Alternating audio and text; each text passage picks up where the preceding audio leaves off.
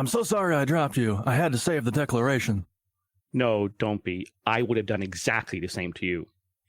Really? Yeah. I would have dropped you both. Then listen to this episode of the Retro Rewind podcast.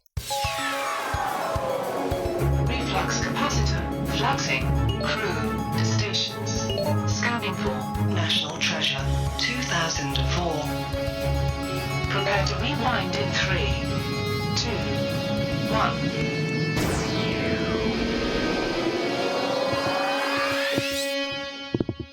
Welcome, Rewinders and new listeners, to the Retro Rewind podcast, where we take a fresh look at movies and games from 15 or more years ago.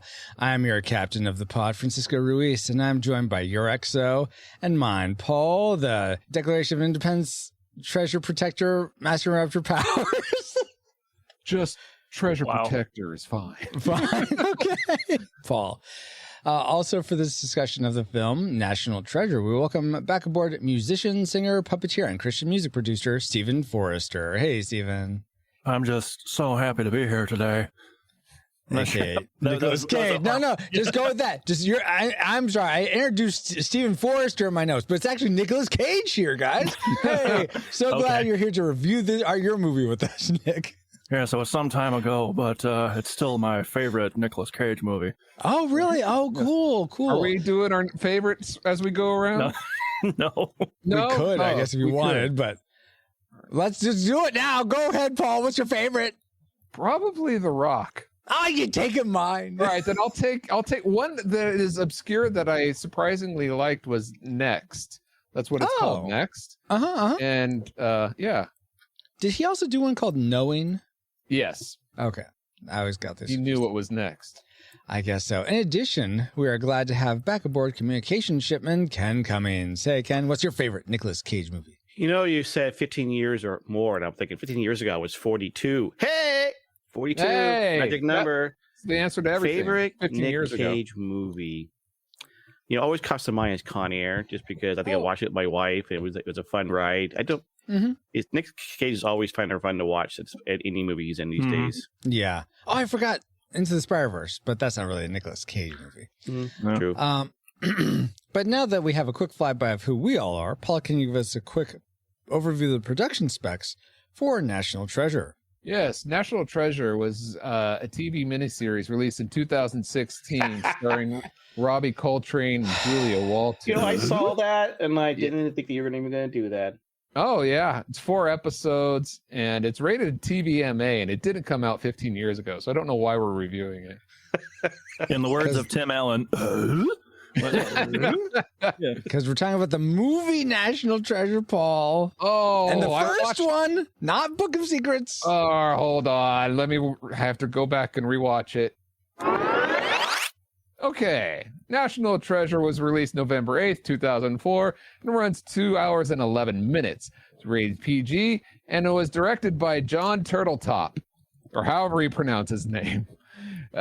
It was written by Jim Koff, Cormac Wilberly, Miriam Wilberly, Jim Koff again, because he wrote a lot, I guess, Oren Aviv, and Charles Segars, with lead stars being Nicolas Cage, Diane Kruger, and Justin Bartha. The music was composed by Trevor Rabin, or Rabin, or however you want to pronounce any of these names. Right. You ready for the box office trivia? I am ready. And see if it sounds right. And anyone live here can also join in. Go for it, Paul. All right. National Treasure, the first movie, was made for about $100 million. And it went on to earn over $330 million in the box office. We can congratulate it on making a profit there. Given this and the fact that it was released theatrically in 2004, how high in the box office do you think it ranks among the movies released theatrically in 2004? Ooh, interesting. Okay, let's start with Go for the Ken. top 50, by the way. Top 50. Okay, where in the top 50? I'm going to Ken? go with 13. Could get it why I said 13? Yes, because 13 colonies?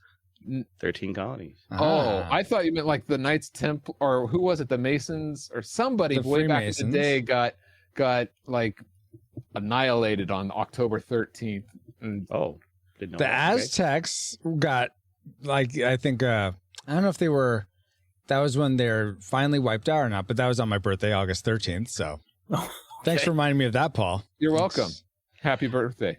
Steven, what's your guess? Well, this is the same year that Spider-Man 2 came out, so that'd probably put that at number 1 if I were to guess. I would say National Treasure, probably. I'm gonna guess 6. 6, okay. I'm gonna guess. Man, you guys are around where I would guess normally, but I'm just gonna play the field, as it were. I don't think that's the right terminology. I'm gonna go with 21. 21 for me. In chat, we have some guesses. Cellcast says 22, so very similar to me. Neko says 18. And I think those are our guesses. So, Paul, who was closest to National Treasure? Where did it end up, I should say?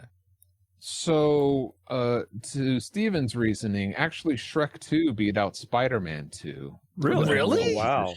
Wow. Okay. What? Which bump National Treasure to 12. So, Whoa. Ken, Wow. Good job, Ken. congratulations. Indeed, indeed. Well, thank you for those factoids, Paul. And let's see if any of them factor into our memory mind meld or subsequent roundtable discussion, which we'll get into once Alice has located our target film. Alert, alert. Approaching target. Spoilers incoming. Establishing analysis vector. You're treasure hunters, aren't you? Yes, ma'am. If you can uncover the clues, There's more to the riddle. the world's greatest treasure is yours for the taking. Who wants to go down the creepy tunnel first? National Treasure, rated PG, now on Disney DVD. Yes, now on Disney DVD and Blu-ray and streaming and all the things. But maybe... But, I mean, did you remember that was on Disney DVD? I don't know. Maybe you didn't. Maybe you did. But let's talk about our memories of the movie National Treasure, Paul. Not the series, not anything else. Just the movie National Treasure and our memory mind meld synopsis. Culinary treasure hunting ensues as Noir Spider-Man and Boromir are in the Arctic to find a boat pipe. Of course, 006 backstab Stanley Goodspeed. He's Sean Bean. They face off as they discover the Declaration of Independence has a hidden map. So you have to steal something if you want to protect it before it's gone in 60 seconds. Finally, Ghost Rider and the guy who owned George Costanza's car find a treasure that would make the Cave of Wonders look like a Dollar General.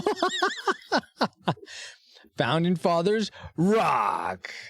Well, I mean, that's pretty perfect, I think. No, I mean, some of those, no, there's no Ghost Rider in this, and no one was gone in 60 seconds, so some of those memories were decepted. But Who is 006? Sean Bean. Sean Bean. And what movie is it? In GoldenEye. GoldenEye. That was it. Goldeneye. Retro Rewind Wait, podcast.com/100. Yes. The movie Goldeneye, not the game. I mean, both, kind of, but Wow, I didn't know They he was use in his that likeness. one. I didn't go Yeah, back that far. Okay. His and Nintendo 64 likeness, but yeah, exactly. Yeah. Exactly. We had that game, yeah. But Now it based looks on like those Minecraft. memories, as flawed as they were, what rating did they lead you to predict for this film before rewatching it? Classic, nostalgic, or tragic? Let's start with Steven this time. What was your prediction for National Treasure? it couldn't be anything but classic. Like Classic. just to me, this was a hard classic. All right. Ken, what was your prediction? Why is my memory flawed? Anyways, Because it is. The mind meld is my hard flawed. drive, my hard drive is full, so it's hard to access sometimes. But I said classic. I mean, come Classic on. as well? It was the first one. It was Nic Cage. It was I mean, I love history, so it's a classic. All right. How about you, Paul? Were you also in keeping with that? I predicted tragic because I saw Really? this Okay. once in the theaters and I was disappointed because I had seen a preview that made me think that this was going to be a lot big and grander, as like the father explains in the beginning of like this history and like this big, huge epic adventure. So you were expecting like the Romans and the Egyptians to all make appearances? Yeah. And I expected a lot more of the colonial U.S. history than rather just a few places. I wanted like a big, and I wanted more of the Masons. Oh, what does this symbol mean and why and how does it relate and all this stuff, and just more and more. So I was disappointed. So I predicted tragic. Paul would like a number to his local lodge. So if you can help him with that, that'd be great. I can Google that. That's It'll be interesting. Oh, and for me, I predicted nostalgic because I was like, I remember liking this movie, but I haven't seen it pretty much since I first saw it. So I was like, oh, maybe they're, I don't know why I haven't necessarily, but I remember thinking it was pretty good. But it'll be interesting to see if those predictions come true. But first, let's get into our discussion of the things we liked most about National Treasure. Let's spin up our Best 3. Top 3 things. And let's begin with Steven. What's one thing you liked about National Treasure since it's such a classic and all? Well, yeah, it is. Yeah. Let's see here. So, among the things I liked, probably, well, that's my classic maker. Can't have that one. Let's go for the bottom up. Yeah. Right. Well, I liked the humor they interspersed in this movie. It wasn't a comedy, but it was nice that they put they dropped a few funny ones along the way. Such as, did Bigfoot take it? Yes. Or, I love that one. Or Riley and the whole daylight savings time reaction. That was perfect. Yes. I know something you guys don't know. Whoa. Yeah, and then after they kiss, and they're like, how'd they build this? The aliens helped them. So it wasn't a comedy, but I appreciated the humor they interspersed in it. Absolutely. In fact, that was one of my likes, specifically Riley. I thought he was a really fun comic relief. I wish I had his name up. I usually have that up, but can someone like an EXO save Justin me? Bartha. Yeah, Justin Bartha. Yeah, of course. That's who I was thinking of. Not trying to be a naysayer or anything, but we're not in the dislikes yet. But go ahead. No, it's the fact that, like I said, like he knew about daylight savings time, and as they're leaving, he said, "Do you guys know who came with it?" Yeah, Ben Franklin. I'm like, wait a minute, you knew he did it, but you forgot it happened in the moment. So yeah, they're probably caught up in the moment. I guess. I think, but I'll give you the moment part thing. Yeah, but I really enjoyed him as comic relief. I thought he was really fun. I didn't realize this was a reference, but in the opening scene when they're in the Charlotte ship and they're just throwing out things, he says, Albuquerque. See, I can do it too. Snorkel. That's actually a reference to Albuquerque from Weird Al's Albuquerque, where he's going back to get his one-of-a-kind autograph snorkel. Seriously? That's what IMDb trivia said. All right. I didn't know that. So we'll have to ask Mr. Bartha about that. Well, gosh, I guess you could. Anyway, though, moving on. So that's something I liked and something Steven liked. Paul, was the comedy something that you appreciate, or did something else make your like list? Yeah, I enjoyed it. It made it a little more lighthearted and fun to watch. But when Sean Bean first came on, I was like, oh no, because he's so like overused in the betrayal role. Right. But he does a good job of, in fact, I really like how they tricked him to leaving the whole thing with the false clue. It was very believable to me that he would go and do that. So having him there made it a little more grounded, and it made it, the whole thing just a little more believable. Yeah, I also like that he had his own sort of smarts. He was able to. It took him longer, but he was able to figure things out. He wasn't just like, "Oh, I'm clueless now." And he didn't see. He seemed not too overpowered and not too underpowered. I liked him as a villain for sure. Yeah, it was nice how he figured out some of the same clues, but would take a different street to get there, or a little different pattern, or watch something like, "Oh, that makes sense." And But I agree, though. He is a betrayer. But then again, I guess if you have a good mule, ride it, right? So I mean, whatever you gotta do. If you want someone to betray you, you get Sean Bean. Judas? Oh, yeah. Let's see if Sean Bean is free. Ken, what's something you enjoyed about National Treasure? I got the part where John Voight and Nic Cage, the father-son reunion type thing. And of course, in the end, because, Nick gets the girl. So it's like, that was kind of fun, Yeah. That's what I like. One of my likes in the movie. Yeah, it's fun. It's just fun. Let's see. Let's go back to Paul. What's something else you liked? I mentioned Sean Bean, but I was impressed by the entire cast. They had a lot of recognizable people in here, and it was fun to watch. I mean, this movie wouldn't have been as good with a lesser cast, and absolutely. that goes all the way up to the main man, Nic Cage himself. So it's just it's greatly cast, this film. Speaking of Nic Cage, that's my second like. I just really liked him. He's fun in a lot of movies. Some movies I'm like, okay, I don't really understand. Like, I think it's actually a lot of the movies I haven't seen of his where it's just like, it seems too... You can tell by the trailer you're not going to enjoy it. Exactly. But I don't know if there's a Nic Cage movie other than 8mm, which I don't know why I watched that. But other than that movie, I think I've liked every Nicolas Cage movie that I've ever seen. So, and I haven't even seen like the Con Airs and some of the other more popular ones. So I look forward to watching more. Let's see. Steven, did Nicolas Cage make your like list, or was something else really appealing to you about this treasure of a film? This was almost my classic maker. I was a really big fan. I think the casting was darn near perfect. I really, from Nicolas Cage, Diane Kruger, I'm not going to lie. I was 14 when this movie came out, so she was a hard crush for me.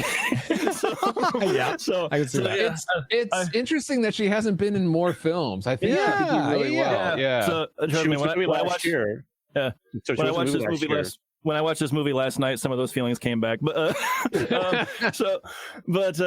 then I liked Justin Bartha, Sean Bean, just about the whole thing. The whole casting was pretty amazing, and it's kind of like, think of your favorite TV show, and if one of those characters was out of place, then the whole show falls apart. I think that would have been this movie too. A little caveat: I think they could have not anything against Jon Voight, but I think they could have gotten a little better. It's weird because Christopher Plummer has kind of a skinny face, and so does Nicolas Cage. And Jon Voight has kind of a fat face. Sorry, John. We can talk about recast in the next section, right. Paul. We'll do that. I'm going to circle back to him later. Don't worry. Okay. But that's a little preview for those. All right. Oh, good. Yeah. All right, Ken, I think you were trying to say something about Diane Kruger. Were you about to say something? Well, no, you said that she hasn't been in recently. She was in 355 last year. Oh. The all-girl cast, Oh. She played the German agent. Again, another movie that was ruined by the preview, because I watched the preview. You think it's about George Washington having these spies, and it's about like all this international girl spy thing, kind of like Charlie's Angels, but like on a more secret government level. But no, that's just a throwaway line in the actual film. It's so disappointing. That was me too. I agree. It's a bad movie. I agree, and I didn't even see it. Oh man. Anyway, but, she's great in it. Oh, so. Cool. Then that leaves Ken. What's one more thing you like before we get to our classic makers? So I thought it was a fun movie. It doesn't take itself serious at times. You know, I mean, that's the whole point. It was a romp. It's like not a romancing the stone type of thing. Because you think about like Lost City, recently came out with Sandra Bullock and Channing Tatum. I liked it. It was just a fun movie. It's just a fun romp, and it was like cool. You know what? That's geez, guys. That's my classic maker, pretty much. Just the fun of this movie. So I don't know how. I think Steven. I'm not sure how much of a gamer you are, but I know Paul and Ken. Yeah, definitely a gamer. Okay. So you guys are probably solitaire. Familiar with the idea of a game loop. This is sort of essentially the main mechanic in the game that you do over and over again. And if a game developer gets that right, or a game designer gets that right, then the game is probably going to have a lot of fun to it. And I felt like that's sort of what came to mind in thinking of this movie. It has this loop of like, okay, you find a clue, then you have to solve the clue. Then you go through some adversity and danger to get to the next clue, which then you have to, which you're finding, and then you have to solve it. And it just keeps going like that. And it's just this fun treasure hunting roller coaster ride. And it was never too like tense at all for me. It certainly had tense parts, but it was never like, oh crap, they're all gonna die. It's just like it's very popcorny, and it's just nice. It's just nice to experience that. So that is my classic maker. Popcorny. Oh my gosh, whatever, Paul. Let's circle back to Ken. What was your classic maker, Ken? For the history. Oh, okay. I've always been a fan of history, and I loved it. And did some teaching along the way. You know, I hadn't been back to Philadelphia. I've been 94. I plan to go to Boston this year as part of my road trip. And so the history is just what I loved about the movie. Yeah. Very cool.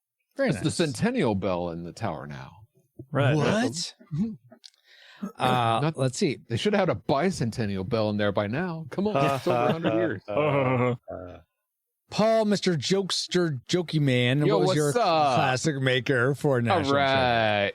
To me, it was the settings. It's the backgrounds, the filming in the actual locations and these monuments made it a lot more real. And even the when you get Bruckheimer involved, just the production quality on everything, it just raises it another level. And that's what I really. So to tie that in with what Ken said with the history, it just really brings it up several notches. With Bruckheimer's involvement, did it almost at times look like a Pirates of the Caribbean movie? Like the cinematography, the angles, the style, like. It kind of dawned on me, oh yeah, like the first Pirates movie was within a year or so of this too. So why is Johnny Depp on the ship of the Charlotte?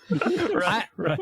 It felt very much like The Rock in a lot of ways as well, which was also Jerry Bruckheimer and also Michael Bay. And look, there's an F-16 with Tom Cruise in it flying by. What's going on? Excuse me, Tom Cruise was in F-14. And I think he's in F-18 in the new one. So get your fighters right, Paul.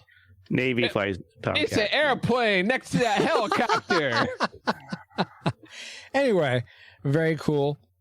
Well, then that leaves Steven. What was the most treasured thing about this movie for you? You're a classic maker, you might say. Well, it was a hard toss between the cast, which I already mentioned I loved, or kind of what Ken said, the history / writing for me. I really, really liked how, because I'm a diehard American history dude myself, and this came out when I was in the 8th grade, so I was, really, really into it at the time. And I loved how there's so much accurate history, and the fiction is so close to seeming like it could be real that, like, when you're watching the movie, you almost want to check your phone and see, is that real too, or did they make that up? So, I love the blending and bleeding from one to the other, from actual history to fiction, but possible mixed in there was fantastic. The payoff at the end of the movie was great. Yes. I loved how they kind of play with our heads a couple times. Like, there's no treasure. Oh, there's treasure. Nope. There's treasure. Nope. It's been taken. You're never really sure until the very end. Yeah. Yeah. And then they kind of set us up for a second where it looked like the treasure had been raided, but then his dad's like, well, son, the important thing is we're not crazy. You're the smartest person to prove everyone wrong and prove us right. And I'm like, well, that's a nice sentimental way to end it and look at it. Nice attitude. Bravo. And then, there is a treasure. So Exactly. the writing intermixed with the history is really my classic maker. Very cool. Awesome. Well, those are all fantastic likes, guys. And I guess we can finally get into our... Okay, I'm sorry. Looking at my notes. Again. I have one more thing I liked. 200 plus One shows, more you would get it right at some point. You'd think I would. You think I'd like make a special note or something? Hey, maybe give myself a clue about it, but no, apparently not. So I forgot the Cellcast. The Cellcast, hosted by Jacob and Drew, review animated movies and TV shows, discussing what they appreciate about the medium in whatever form it takes, whether it is a traditional hand-drawn animated movie, claymation shorts, or 3D CGI series. Check out some animated reviews when you subscribe to the Cellcast at cellcast.podbean.com. And don't forget, Cell is spelled with a single L at thecellcast.podbean.com. Yeah. Drew and Jacob are some really great guys. They are really great guys. What does that and they have to do with National Treasure?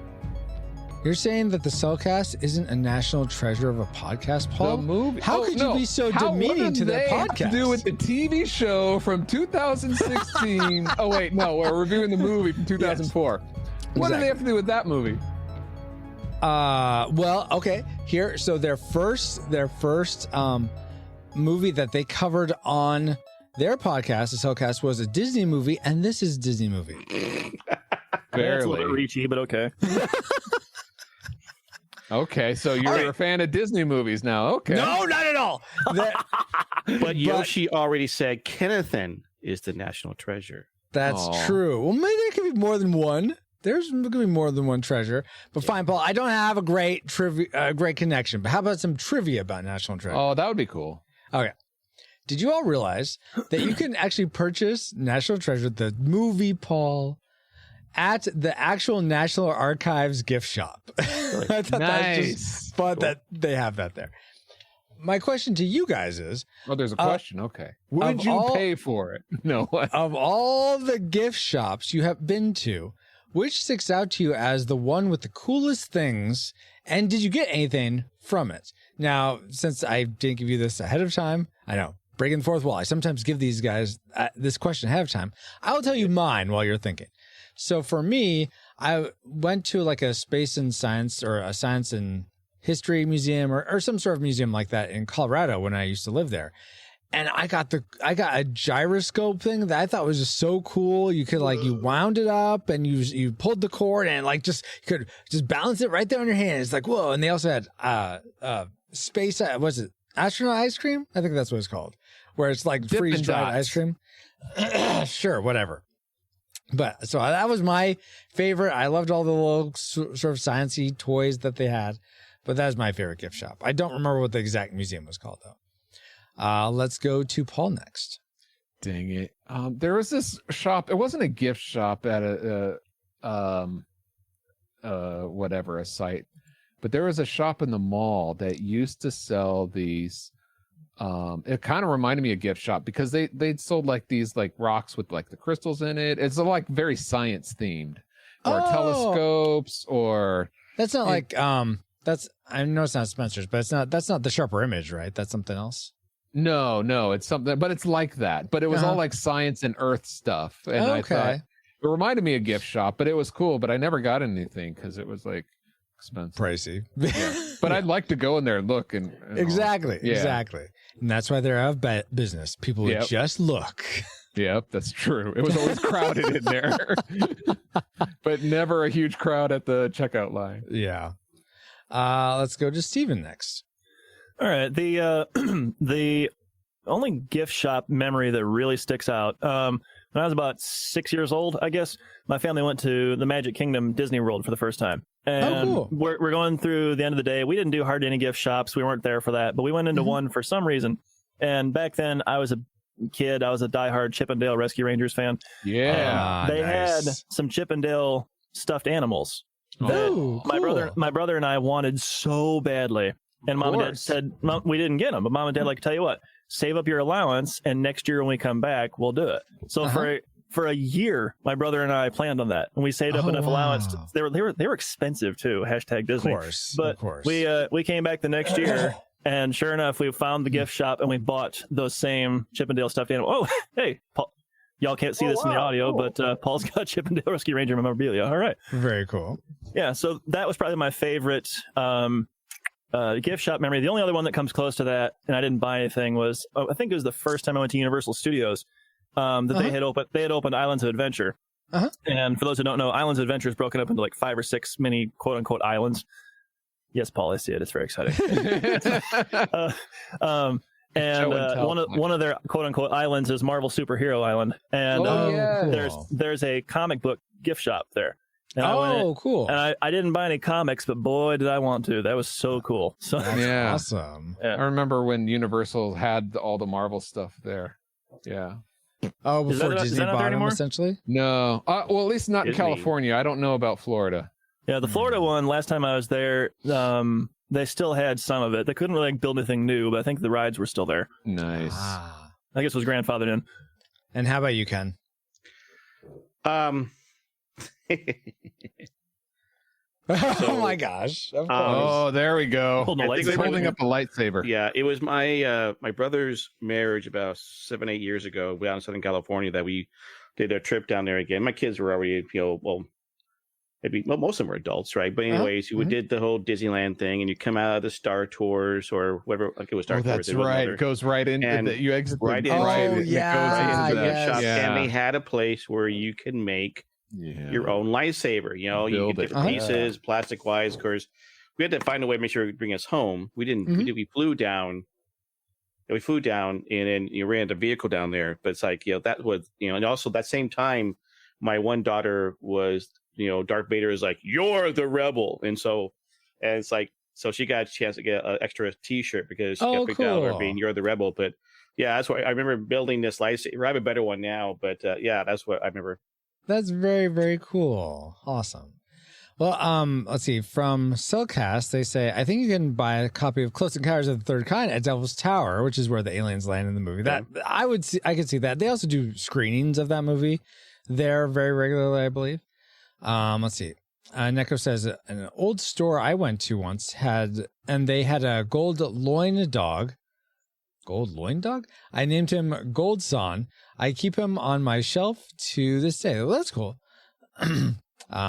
Let's see. And then Cellcast says, I think it's still in Florida. I think talk about the Marvel things. That's why Disney hasn't been able to build any Marvel stuff in Florida due to the licensing stuff from before Disney bought them. Dun, dun, dun. Oh, a lion dog. That makes a lot more sense than a loin dog. Thank you for correcting that. I was wondering. Yeah. Indeed. To each their own. Indeed. Well, great trivia, Francisco. Thank you, Paul. And now that we've all had some trivial fun, let's find out what memories you, our awesome rewinders, had about National Treasure, the TV show. I mean, movie. I was going to say it's the movie, Paul. What are you doing to me over here? Squid says, Sean Bean doesn't die. I feel like I've seen it so many times, I could almost quote it. Nice. Drake Tungsten says, I feel old. And then he has a laughing, crying emotion. And it says, I remember those glasses. And that's about it. I only saw part of the movie. Okay. Andrew of the Cellcast says, stealing the Declaration of Independence. Indeed. Steal the Declaration of Independence. That's right. Thank you all for sharing those memories. And none of them really kick us into our dislikes of National Treasure. All right. Final rating. No, we got to talk about the things we didn't like about this movie. Oh, okay. So let's spin a power. Worst three. Worst three things. And since Paul apparently has none because he's ready for a final rating, let's go with someone I have else. More dislikes than likes, but I had to limit to 3. All right. I would like to start with Ken. What's one thing you disliked about National Treasure? So they're in that, they finally get to that pit, and they're slowly going down, and the pit starts falling apart. Oh my gosh! The one bad guy dies. The characters are like, oh my gosh, and then it kind of stops, and then everything becomes safe. Yeah. Well, because they're on the middle things instead. Well, but they also were noticing that a subway was rattling things. Yeah. I think over the years, that whole thing would have fallen down by now. Yeah. That subway. So that's that frail, yeah. Good point. Good. Well, point. it was about to. Just give it a couple more years. Yeah, there you go. Yeah. I was wondering about that because they, the whole thing is collapsing. So they jump onto the dumbwaiter elevator. What made them think that was secure? Yeah, whatever that was hanging from, what was it hanging from that supposedly was better than the rest of it? That did bother me a little bit. Yeah, that's a good point. Iron rope, Paul. Okay. No, iron hooks and pulleys. Oh, maybe. I guess it could have been chains. I wasn't paying that close attention. No, it was ropes. Okay. Yeah. There's ropes. Well, since we're sort of in the area of the treasure room, speaking of that, sorry, before we move out of there, did anyone realize everything in there was flammable? And what do? They just light the whole thing on fire. Are you crazy? I didn't write down as being my thing, right? But yeah, I'm like, seriously? Yeah. You're lighting everything on fire. The whole light the room up with fire. And I'm like, yeah, a little spark here and it all goes. Right. Yeah, that wood would be pretty dry at that point, so it would burn up pretty well. And right? I'm sorry to say, but the founding fathers wouldn't have been as stupid. Okay. Well, speaking of stupidity, something that was my dislike was I don't understand why you would store all that treasure. And now, let's say you were trying to keep away from the British. Okay, the British are gone after the Revolutionary War. So why don't you actually use that to invest into your country somehow? It's just sitting there doing nothing. That makes no sense. That was one of my disappointments. I thought it was going to lead them to a place like Fort Knox or whatever. That I could have seen that. Yeah. Because logically, you would take that, invest it into your country that you're trying to start. Exactly. It makes no sense to just leave it there. What are you just hoping someone that's has and more together is going to find this or something? No. Yes. It's 1,000 feet underground, and it took like a million men to move it all the way down there. You know, it took for a long time. It's too much. They're like, we'll get it when we need it. That escape route was not that. But that's a good point, because they had a lot of problems with debt after the Revolutionary War was over, and that was almost stumbled the original government. They could have been fine if they just say, "Hey, got some gold here, guys." Let's pay the debt off, you know? Well, they did, but they're like, no, let's leave that for that's their backup. Nicolas Cage needs this more than we do. It's because the founding fathers were greedy. That's why. I guess. Yeah. But they didn't use it though. How are they greedy if they're not using it? It's all part of it. You don't think they weren't like pilfering their pockets just a little bit from that from time to time? I don't know. Yeah. Maybe they were hoarders. That's what it was. They were there hoarders. we go. American hoarders. Wow. So that's something I didn't like. But let's move into something Steven didn't like about National Treasure. Okay, like I said, I was a big fan of this movie, so I kind of felt like I was getting nitpicky to find stuff I didn't like. But Well, let me help you. I have some. So go for it. It's my turn, Paul. My turn. One thing that did kind of bug me, and like I said, I was still very much a Diane Kruger fan, but did anybody notice how they said when she first appears in the scene, what did they say she was, like Anglo-Saxon, Dutch. German or something? Dutch, okay. So they said that she had a Dutch ancestry, and Nic Cage comments on her accent. Did anyone notice that throughout the movie her accent came and went constantly? No. I didn't notice that, but it didn't seem like I could never really place it. I never could tell. The thing, that was bugged me to death because, and like I said, I was looking for something to dislike because I knew I enjoyed this movie right out of the gate. Right. But sometimes when and the other thing is, except for when she's on the phone later in the movie, and maybe like one other scene, all of her dialogue is in one or two sentences, and then the men speak. She says one sentence, the men speak for 20 minutes. She says 1 second, the men speak for 20 minutes. But she, with the exception of like the phone call scene, she would speak, and sometimes she sounded like she's from the Midwest, like she had almost no accent, and then it sounded like she's trying to put on an accent, and then it would disappear. Then the accent would come back, and it sounded different. It was never super obnoxious, but if you're looking for it, it was definitely there. Oh, interesting. I know people like that, and they're not. That's just because they grew up in different places. So, Kevin Joshua Burnham is one where his accent comes and goes. It just don't you know Kevin Joshua Burnham? Yes. Yeah, but so that's, to me, I chalk it up to, well, that's just real life, like, because people move around and they pick up things here and there. Wait, yeah, so I was once in the wait. South, So and now I have this amazing Texan accent. I heard that on the podcast, and I thought that he was at times going into like a character, right? So you're saying he goes in and out of his accent? No, I don't think Kevin does that much. I think he's mainly his Irish accent. No, what I mean is, like, you pronounce some words some ways and some other words different ways. Oh, yeah. I get that. Especially if you're in a place that doesn't have your native accent, you're going to adopt the sounds of the place you're at. Right. It's like me. I call it Caribbean and Caribbean depending on my mood. So that's just because you're crazy. But that's that's neither here nor there. But Paul, give us something you didn't like about National Treasure. So speaking of sparks flying in the downward well tunnel, sparks, if anybody knows anything about flares, they give off sparks, and you could see a little bit in the Charlotte boat, and it's surrounded by gunpowder, and you're like, any of those sparks could go, it's going to ignite the gunpowder anyway. But really, that was starting to bug me. And then okay, so it's about to explode, and then they're looking, Nicolas Cage and what's his name, the comic relief, are looking for a place to, I guess, hide, and Riley looking for a place to hide. And Nicolas Cage opens up this little latch, and Riley asks, "Oh, what's that?" And Nick says, "Oh, it's a smuggler's hole." Like, look, Nick, or the writers, you don't know that's a smuggler's hole. That could be, you're in a storage compartment. It could just be another storage thing. If every ship had a smuggler's hole, that would be the first place they check for smugglers. It's like, it doesn't make sense. It's just like, what's that? Oh, I don't know. It looks like a big open space. Let's go and hide and run. Unless he knew about the Charlotte, he apparently knew a lot about that ship. By the time he got there, that's so maybe, sort of what I was thinking. Yeah, he just knew a lot about that particular ship.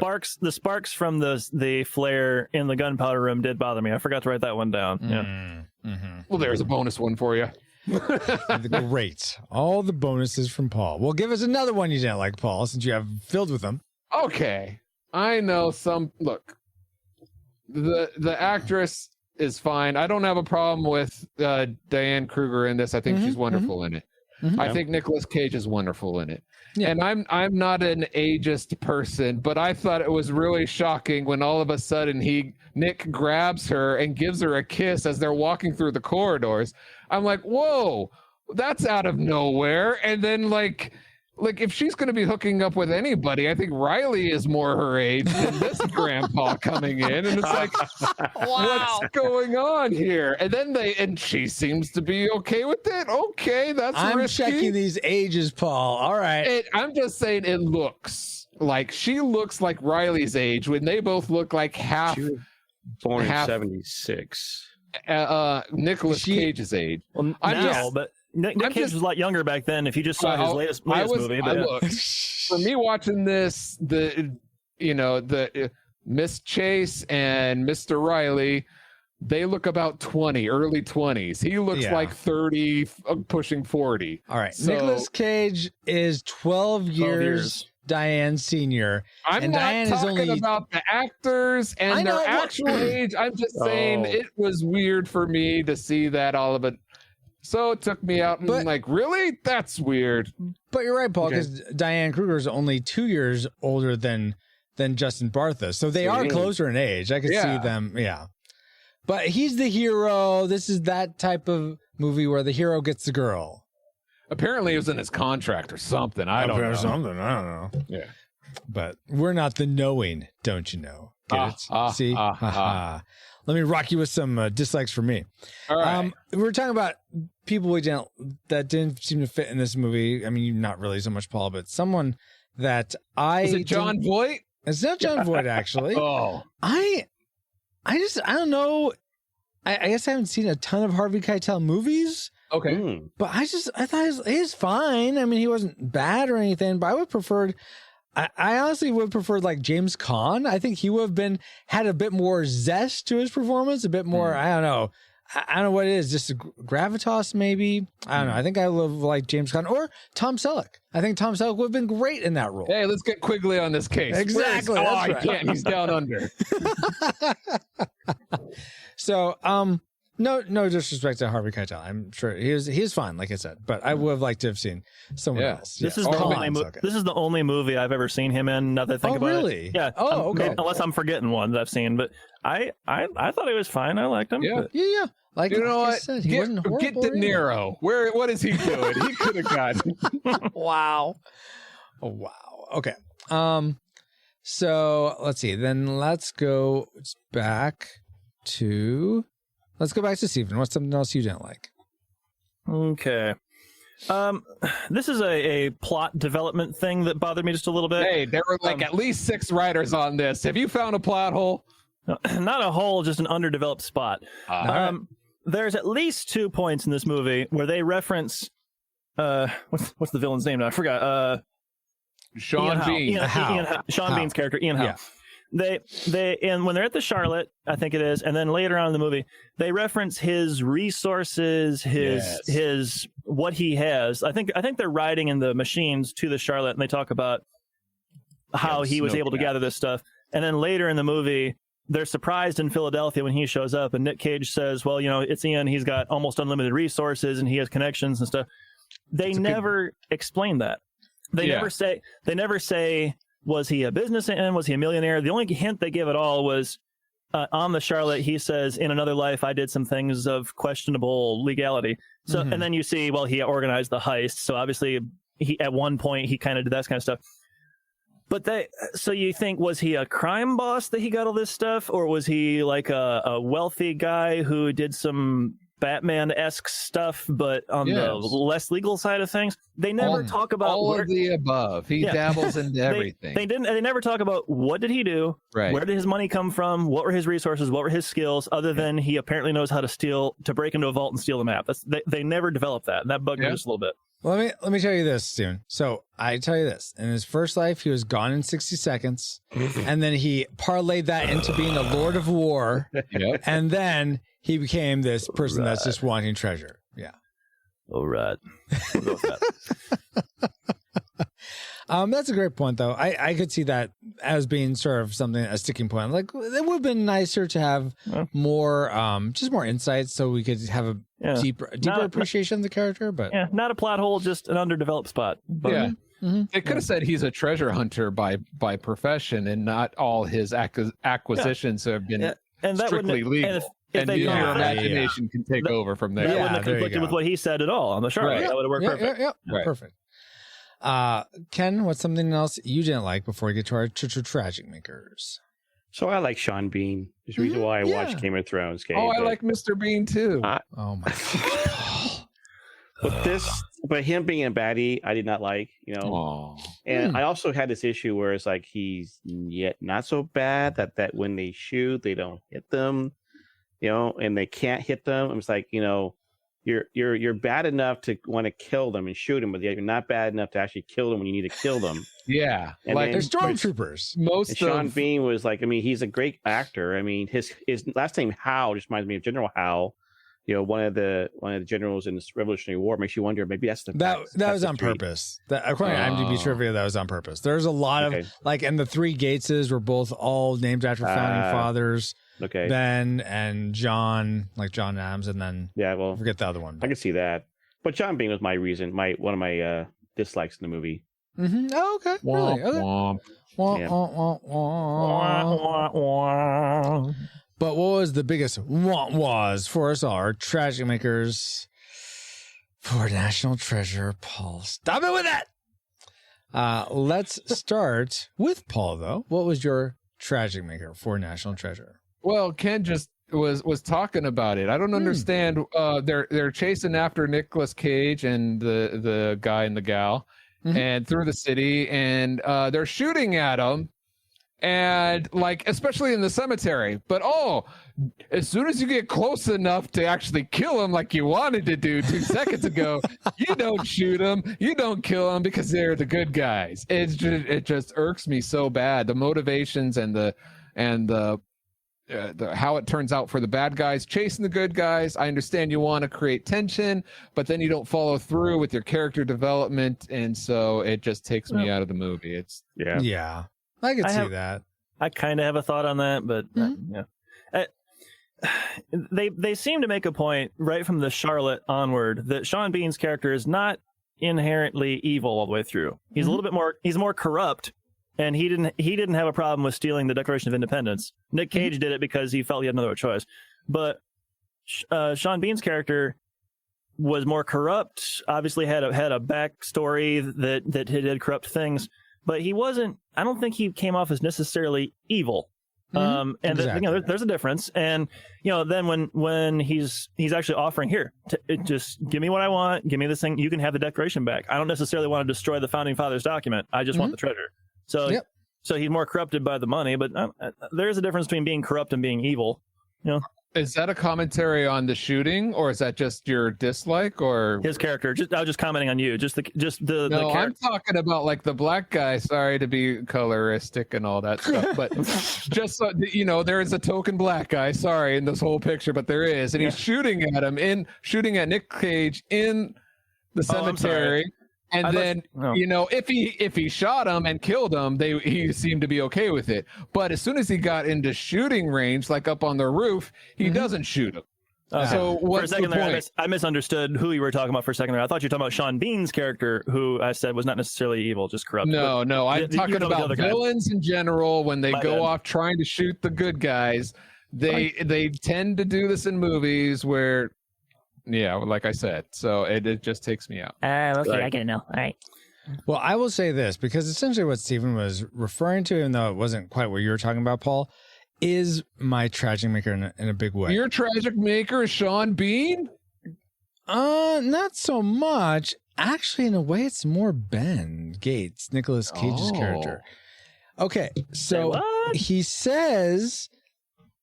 We all say and do. Let me finish. He realizes that Sean Bean, Howe's character, or Howe, is going to steal the Declaration. He's like, well, I have to steal it first, because if he steals it, he'll destroy it. I'm like, that's the whole premise for why this whole movie takes place. but there's nothing indicating he's going to destroy it. And we even find that he wouldn't have destroyed it. So I don't know why he thinks he needs to steal it. Like, I would have wanted more setup. He did to the Charlotte. You want that guy to handle the Declaration of Independence? No. Sean Bean didn't blow it up. Nicolas Cage had the flare and tossed it at Sean Bean. And Sean Bean just like waved it accidentally. He caught it. He was trying to keep the Charlotte from being destroyed. Maybe, yeah. Yeah, that's right. That's right. Point for I said me. maybe, yeah, but okay. I'll take that half point then. It was sad. I said, "Oh my word! You destroyed this 200-year-old ship that was encased in ice that has so much history in it." You know. Mm-hmm. Yeah, I thought of that. Yeah, I didn't, because it's a ship I never heard of and never will again. So I didn't miss it before. Why would I miss it now? And it's not full of history because it's just wood. The point is that there was nothing that really was telling us, the audience, other than Nicolas Cage's say-so, that Sean Bean would have destroyed the Declaration after he stole it just to find out where the treasure was. Yeah, so, I can see that.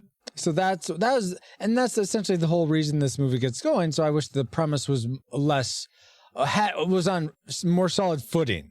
Yeah. And they could have just been like, maybe maybe Sean Bean did destroy the Charlotte on purpose. Then that would have been all you needed. But I can see that. Yeah. So that's my tragic maker. Let's go to Steven with his tragic maker. Okay, never mind. No, go ahead. Go ahead. I'm waiting for it. I'll wait for it. Okay. Thank you. So this one bothered me. When I was a teenager watching this movie, I probably watched this thing 6 or 7 times. I didn't see it in the theater. I saw it in Blu-ray. It bothered me back then, and I wondered watching this last night, was it still going to bother me? And it did. Oh. Jon Voight. Oh, there he is. Yes, there it is. Somebody had to say it. I said it. Look, the dude's a good actor. He's a respected actor. As best I can find, it appears he's done approximately 64 movies. So he knows what he's doing. And I even liked his purpose in the movie made sense. The role they gave him made sense. Yep. His people who can't see the video. Oh my god. It's better though. Stop it! I can't focus.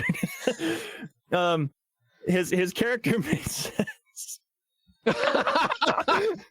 Francisco's putting on all these Nicolas Cage faces. For those who can only hear this and not see it, Francisco's putting pictures on his face that look ridiculous. So everything about his character made complete sense. His bitterness and embarrassment of the family name, everything made sense, and he pulled it off well, but it bugged the snot out of me. That'll clear your sinuses. Yeah, it did. I think, and I was thinking about it, why did he bother me? I think it was just the dialogue he was handed. Because I swear, every time the man opened his mouth, he made me want to put a gun in my own mouth. It just hopefully it's a water gun. A little bit dark there, sorry, but like, and it got worse as it went along, because when he gets to the point of it's just another clue. It's just another clue. It's just another clue. That's kind of annoying dialogue, and then his delivery of it, and then when it flipped to status quo, got to keep the status quo. Status quo's changed, son. Got to keep the status quo. It just bugged me. And that, like I said earlier, casting was my favorite thing. He's the one exception to that. And he's a good actor, but just I think it was the cards he was dealt. And even though they fit the movie perfectly, I don't think he was the best in those cards. That's just me. I will say this. All right, then I'll say something. Go for it. Jon Voight's character seemed realistic as a estranged dad. I'll leave it at that. All right. I'll ask, who would you rather see in this James role? Caan. Where's De Niro? No, that's a good question though. Who would you prefer, Stephen? Oh, I got the image in my face. I'm trying to think of the name. I'll have to name his character. Thor's dad.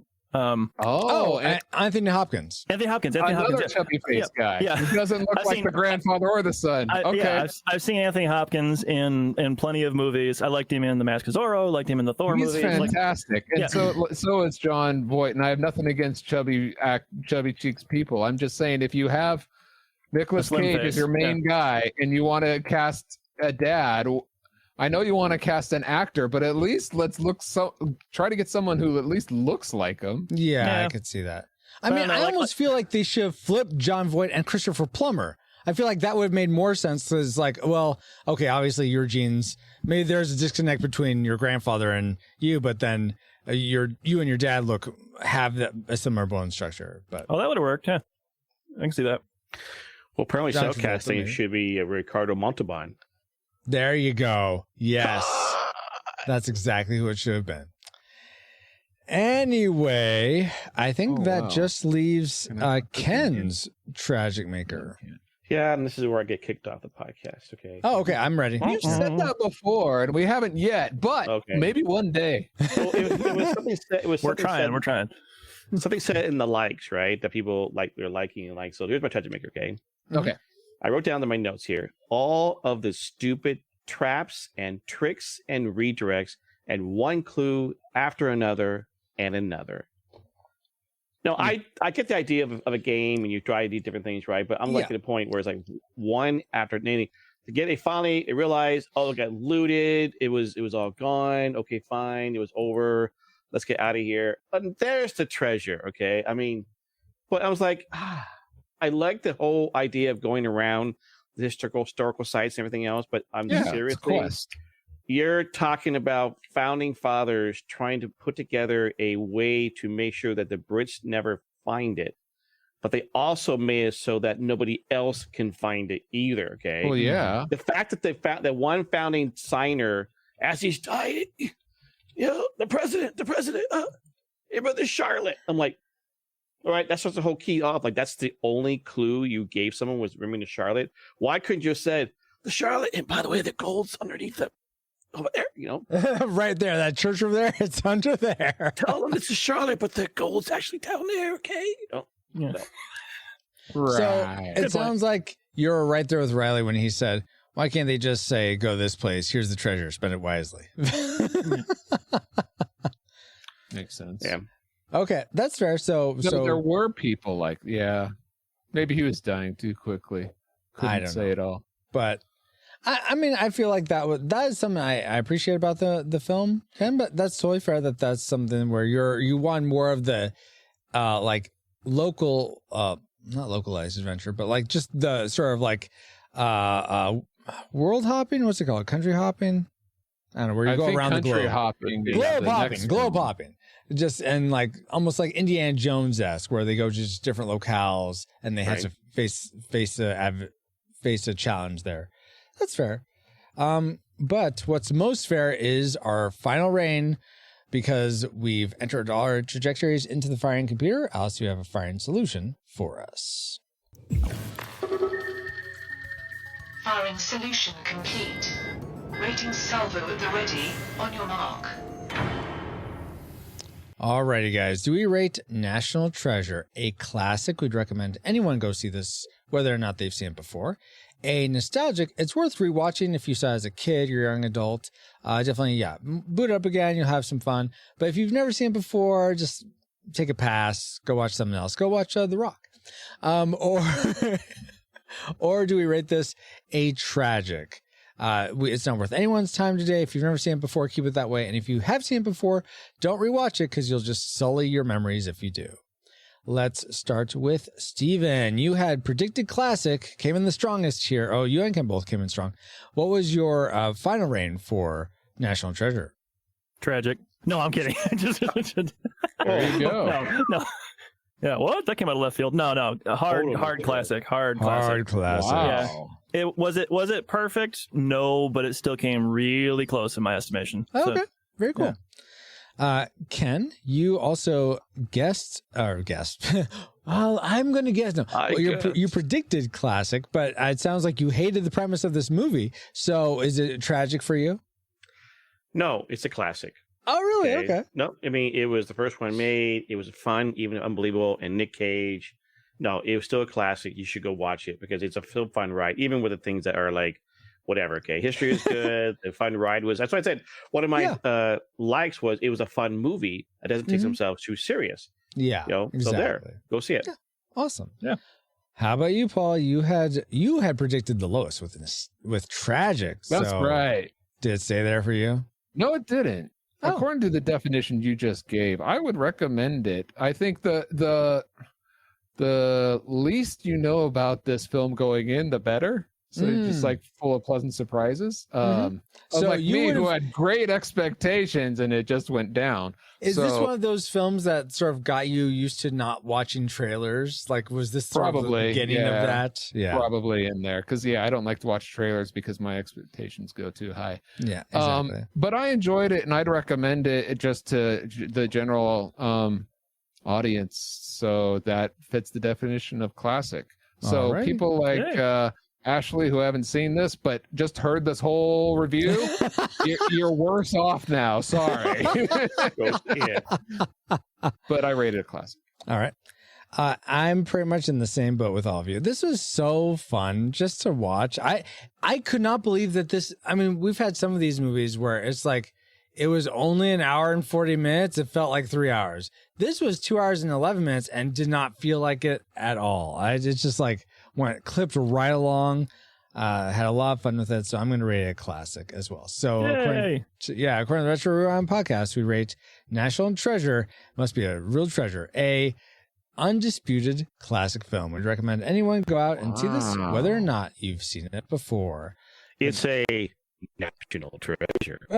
And a retro treasure at that. But it's time to get your own time, good old 20XX. 20XX? Comsat online. Receiving incoming transmission. Feels good to be back. Yeah, time travel always makes me nauseous. Oh my gosh. But we went to Wait, It's Francisco, my age. I guess. did you just like another Disney movie? Are you sure you're a Disney hater? Sinner. You want me to go back and rant trash? I will. I don't think you will. We're back. I'll call your We went bluff, to sir. 2004. We're back in 2022. Oh wait, is it 20? Yeah, I still think it's like 2021 at times. Okay. Anyway, thank you to all the people that make our time travel possible. Our amazing reflex capacitors, namely Jared Hollis Howard, Deborah Powers, Brian Keane, Patrick Hicks, LJ Lowry, Chris Cowan, Geek Devotions, The Untold Podcast, James Kennison, Drew of the Cellcast, Ashley Cronenberger, Pastor Dewson, Kenneth, oh, he's right here. Redeemed Otaku, That's Our Babu, Josh Adams, D. Tungsten, Andy Lewis, Jeff, The Dapper Man Reviews, Tony from the Retro Jays, Mr. Lost, Daryl Hafner, and Rosie, in addition to 7 other awesome patrons as well. Thank you all so much for keeping the gigawatts coming. And if you want to help us keep flying for as little as $1 a month and get bonus content for your generosity, head over to retrorewindpodcast.com/support to start. This stream is sponsored by PaulJPowers.com. And while we're thanking people, we also want to give a big national hug to Stephen Forrester and Ken Cummings for supporting us with their thoughts about National Treasure. And since I like to go in alphabetical order, we'll start with Kennethan. So what do you got going on that people should know about, and how can they find you online if you want to be found? Thank you so much. I am a Twitch streamer, so you can find me at twitch.tv/Kennethan. Also on Twitter, Kennethan Live. I even now have other social media stuff, like a Kennethan.locals and trying out different things. But I also do a show with several friends of mine, Sir Jazio and Solomon, called the Trinity MMO Show. Oh, yeah. Because we are MMO gamers, and we do it every Saturday night when we get around to it. And so enjoy doing that. And you can find me in different places. I'm on multiple different Discords. And so just at me sometimes, and you can find me. Fantastic. And Steven, how can people find you online, and is there anything cool you got going on? Yeah. Yes, I travel and sing gospel music. I'm an evangelist. I travel and sing all over the United States. Preach. My website is my last name, forresterministries.com. Learn more about who I am. My music is all over all the streaming services, literally anywhere you can find music to stream. It's there, Apple Music, Spotify, et cetera, et cetera, et cetera.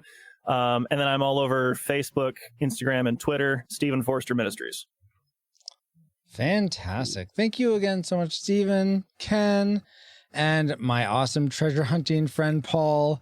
All you rewinders, new and old, so thankful for you all for another fun voyage. Another fun hunt. You're welcome. You can find me, pauljpowers.com, at pauljpowers.com. You can find me on Discord for show announcements or just to say hi. And you can join us there at retrorewindpodcast.com/Discord. This podcast is a proud member of Culture Box, a curated collection of podcasts, videos, and articles that will provide you a balanced meal of content. You will find culture celebrated for its past and future, satirized for its extremes, explored in study, and created anew in story. Point your web browser to culturebox.media. And as Nathan just said, we are now part of the Culture Box Media Network. Find all the shows unpacking truth through story, comedy, and geekery at culturebox.media. And with that, Captain, we are on final approach to base. Hopefully the FBI and CIA are not waiting for us. Hopefully. Thank you, EXO, and thank you all for listening. We pray you are more joyful today than when you first hit play. But like a Pokemon, we gotta catch you all for the beginning of Anime 2022 with the Road to El Dorado, our next episode of the Retro Rewind podcast. Retro Rewind mission complete. Proceed to nav point Omega and return to base. A toast, yeah? To high treason. That's what these men were committing when they signed the Declaration. Had we lost the war, they would have been hanged, beheaded, drawn and quartered, and, oh, my personal favorite, had their entrails cut out and burned. So, here's to the men who did what was considered wrong in order to do what they knew was right.